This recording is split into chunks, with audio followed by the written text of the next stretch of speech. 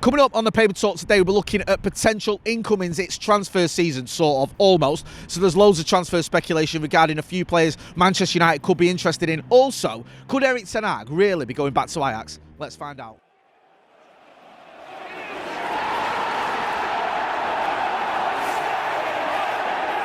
Jay here for Stretford Paddock. This is the Paper Talk. As you can see, I'm outside Old Trafford and the weather, it's mild. It's 50-50 whether you need your parkers. Loads of stories to get through, so we'll crack on. Before we do, though, make sure you are hitting like, share and subscribe. We want to get to 750,000 subscribers by the end of the season. And with your support, yes, we can get there. Right, let's start with the managerial situation, because there's been a little bit of speculation, haven't there, on what is going to happen with Erik Ten Hag. We know that, obviously, there's always pressure on you when you're a Manchester United manager. There's always going to be pressure on you when the results aren't going great. Some people are claiming, or some papers claiming, that Ineos are sort of waiting to make the decision. Sir Jim Ratcliffe has been very vague, I feel, in what he said about who's going to be the manager at Manchester United next season. There has been these little hints. He spoke about the patience that Arsenal showed to Mikel Arteta. Some people looked at that as an indication he was going to stick with Erik Ten Hag next season. However, he hasn't come out and said Erik Ten Hag will be the manager next season, which some people look at and go, well, he could just do that. He could say he's going to be the boss next season, and then that ends all the speculation. There's also the added sort of caveat of waiting to see what Omar Barada, what Jason Wilcox, what Dan Ashworth, when he does get appointed at Manchester United, think about who should be the next Manchester United manager. And Sir Jim Ratcliffe has more or less indicated as well that it's not going to be his decision. He's going to leave it to the likes of those people, maybe Dave Brailsford as well. So we don't really know. There's a story doing the rounds this morning, and I think it's come from Marcel van der Kraag, who's a Dutch journalist, and he's a pretty respected one. Now, it's come via TalkSport, which makes you think, well, not really. But as I said before, it's coming via a respected Dutch journalist. And he's saying that, look, the Ajax director of football, Alex Cruz, I think it is interested in bringing Erik Ten Hag back to Ajax. He's interested in doing that, and he could go back there if things don't work out for him at Manchester United. I don't expect Erik Ten Hag to quit Manchester United and to go back to Ajax, but the sort of indication there is that if things were to go a bit sour here, if Manchester United were to get rid of him, he could go back to Ajax. And now he might look at that and think that's not a terrible scenario to be in if things don't work out here the way that he wants them to. Now, you might go, well, what's that got to do with anything? Well, it might get into sort of Erik Ten Hag's mindset of, okay, I'm at a job where I'm not really wanted.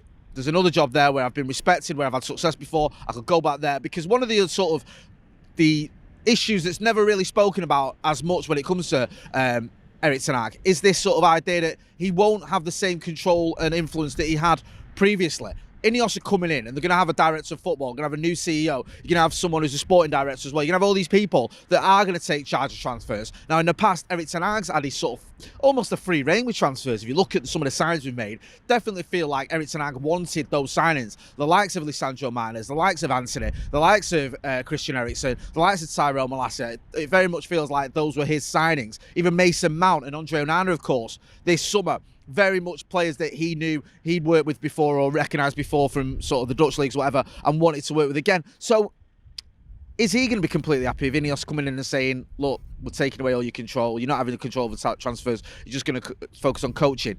If he doesn't feel like he's being back, there could be a scenario where, I'm not saying he quits, but he might look at the Ajax job and feel it's a pretty tempting proposition to go back to a club where, like I said, he had a lot of success. So it's a little bit of a weird situation at the minute, because we don't really know what is going on. There's a lot of speculations, lots of different reports, lots of sort of conjecture without any sort of solid statements from the club, solid statements elsewhere. And also, because Manchester United are struggling, because we're in this sort of little bit of a rut in the Premier League, if we're being honest, we're not going to get Champions League football next season. That doesn't help, because it doesn't make it any clearer. I feel like if United was sort of solidly in the top four with an FA Cup final on the horizon, you'd go, I feel like Ten Hag's job is safe.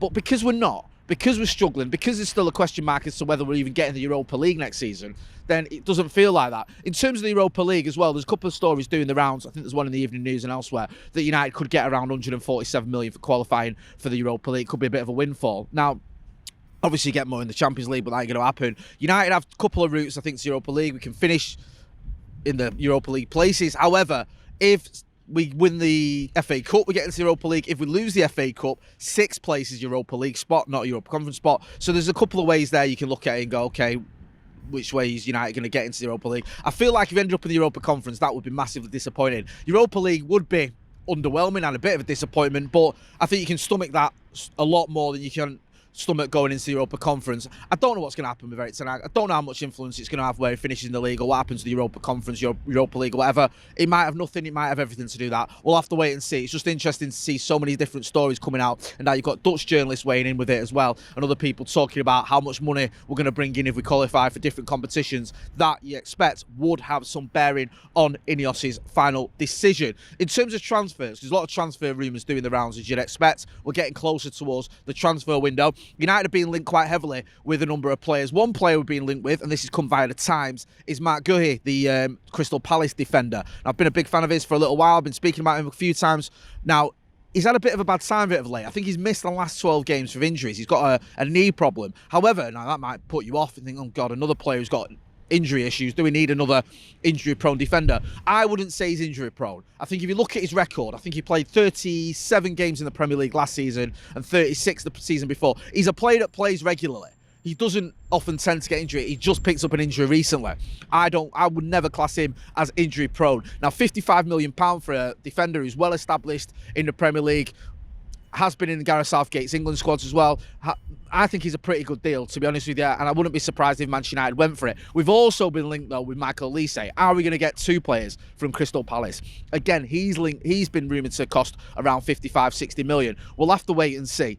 Potentially. Another player we've been linked with, I think this one is coming from caught offside, is the lad at Brighton. I think it's Carlos Baleba, the defensive midfielder, the Cameroonian. He's only 20 years old.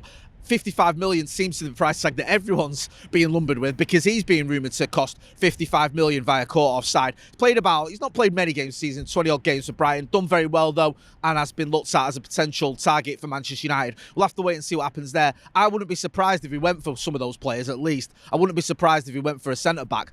I wouldn't be surprised if we went for 2. There's a story in the Evening News, and it's one of those stories where it's a bit of a news/opinion piece. It's talking about 8 players potentially Manchester United could go for. Now, one of those players is Antonio Silva, the centre-back from Benfica. Another player is João Neves, the midfielder from Benfica. Neves, I think, has got a £100 million buyout clause, quite a lot. Now, the reason there's sort of rumours talking about some of these Portuguese players as well is because Sir Jim Ratcliffe met with, I think it was Jorge Mendes, the Portuguese super agent. So now that sent internet reports into a frenzy saying United are going to go big on Portuguese players. I do feel, though, regardless of whether we go for Neves for 100 million, which is quite a lot, and if we could even get him, if he'll come to a club that isn't going to have Champions League football next season, being brutally honest, I wouldn't be surprised if we did go for 2 centre-backs. I know we've been linked with, obviously, with Guehi, we've been linked with Jared Branthwaite as well, been linked with quite a few other centre-backs, including Silva, like I mentioned earlier. Wouldn't be surprised if United went out and got 2. Look at the defensive problems we've got. Now, look, Lisandro Martinez has been unlucky this season. I wouldn't call him injury prone. He picked up that knock last season, doesn't seem to have fully recovered for it.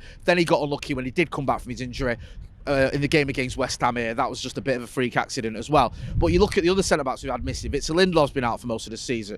Rafael Varane, I don't know what's going to happen with him. Is he even going to stay? He might end up moving on. Johnny Evans, obviously, is getting on a bit. I don't know if he'll get his contract renewed. He's been a bit unlucky because when he's played, he's done well, but he's obviously 36, I think, is he?